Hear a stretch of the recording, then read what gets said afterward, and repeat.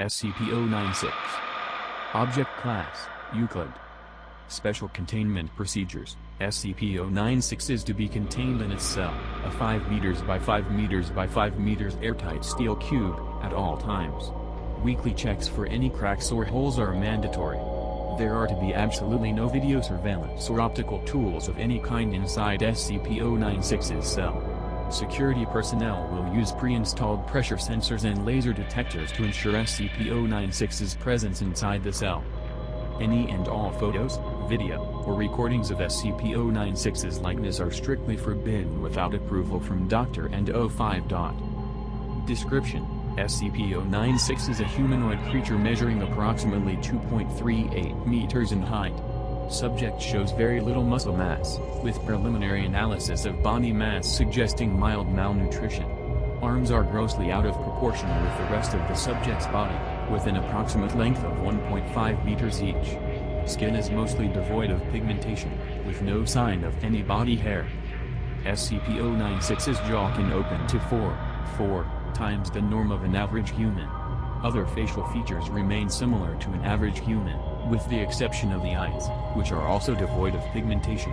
It is not yet known whether SCP-096 is blind or not. It shows no signs of any higher brain functions, and is not considered to be sapient. SCP-096 is normally extremely docile, with pressure sensors inside its cell indicating it spends most of the day pacing by the eastern wall. However, when someone views SCP-096's face, whether it be directly, via video recording, or even a photograph, it will enter a stage of considerable emotional distress. SCP-096 will cover its face with its hands and begin screaming, crying, and babbling incoherently. Approximately 1 to 2 minutes after the first viewing, SCP-096 will begin running to the person who viewed its face, who will from this point on be referred to as SCP-096-1. Documented speeds have varied from 35 km/h to km/h, and seems to depend on distance from SCP-096-1. At this point, no known material or method can impede SCP-096's progress. The actual position of SCP-096-1 does not seem to affect SCP-096's response. It seems to have an innate sense of SCP-096-1's location. Note, this reaction does not occur when viewing artistic depictions. See Document 096-1. Upon arriving at SCP-096-1's location, SCP-096 will proceed to kill and, data expunged, SCP-096-1. 100% of cases have left no traces of SCP-096-1. SCP-096 will then sit down for several minutes before regaining its composure and becoming docile once again. It will then attempt to make its way back to its natural habitat, data redacted.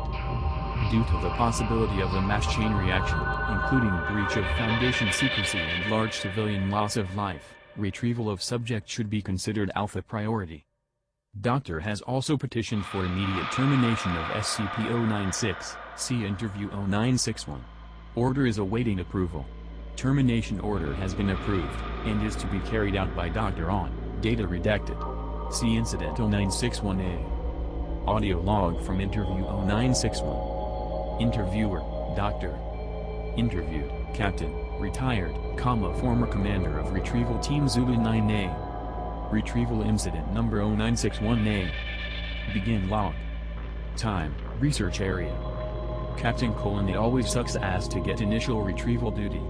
You have no idea what the damn thing is capable of besides what jacked up information the field techies can scrape up, and you're lucky if they even tell you the whole story. They told us to bag and tag. Didn't tell us jack shit about not looking at the damn thing. Dr. : Could you describe the mission, please? Captain: Yeah, sorry. We had 2 choppers, one with my team and one on backup with Zulu 9B and Dr. We spotted the target about 2 clicks north of our patrol path. I'm guessing he wasn't facing our direction, else he would have taken us out then and there. Dr. : Your report says SCP-096 didn't react to the cold? It was -OC. Captain: Actually, it was -. And yes, it was butt naked and didn't so much as shiver. Anyway, we landed, approached the target, and Corporal got ready to bag it. That's when Dr. called. I turned to answer it, and that's what saved me. The target must have turned and my whole squad saw it. Dr. Colon, that's when SCP-096 entered an agitated emotional state. Captain Colon, yep. Interviewed now pauses for a second before continuing, sorry. Got the willies for a second. Dr. Colon, that's alright. Captain Colon, yeah. Well, I never saw its face. My squad did, and they paid for it up the ass. Dr. Colon, could you describe it a little more, please? Captain Colon pauses, yeah. It started screaming at us, and crying. Not animal roaring though, sounded exactly like a person. Really fucking creepy. Pauses again, we started firing when it picked up Corporal and dripped off his leg. God, he was screaming for our help. Fucking hell. Anyway, we were blowing chunks out of the target, round after round. Didn't do jack shit. I almost lost it when it started, data expunged, him. Dr. Colon, that's when you ordered the use of it. Papers are heard moving. AT-4 head launcher? Captain Colon, an anti-tank gun. Started carrying it ever since SCP got loose. I've seen those tear through tanks like tissue paper. Did the same thing to the target. Dr. Colon, there was significant damage to SCP-096? Captain Colon, it didn't even fucking flinch. It kept tearing apart my squad, but with half of its torso gone. He draws a large half circle across his torso. Dr. Colon, but it was taking damage? Captain Colon, if it wasn't showing it. It must have lost all its organs, all its blood, but it didn't acknowledge any of it. Its bone structure wasn't hurt at all, though. It kept tearing my squad apart. Dr. Colon, so no actual structural damage. How many rounds would you say were fired at SCP-096? Captain Colon, at least 1,000.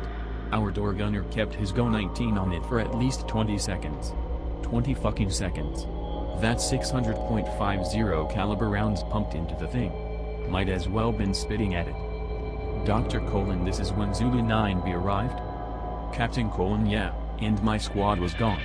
Zulu 9B managed to get the bag over its head, and it just sat down. We got it into the chopper and got it here. I don't know how I never saw its face. Maybe God or Buddha or whoever thought I should live. The jackass. Dr. Colon, we have obtained an artist's depiction of SCP-096's face. Would you like to view it? Captain Colon pauses, you know, after hearing that thing's screams, and the screams of my men, I don't think I want to put a face to what I heard. No. Just. No. Dr. Colon, alright, I believe we are done here. Thank you, Captain. Chairs are heard moving, and footsteps leave the room. Captain, retired, is confirmed to have left interview room 22. Dr. Colon, let this be on record that I am formally requesting SCP-096 be terminated as soon as possible. End log.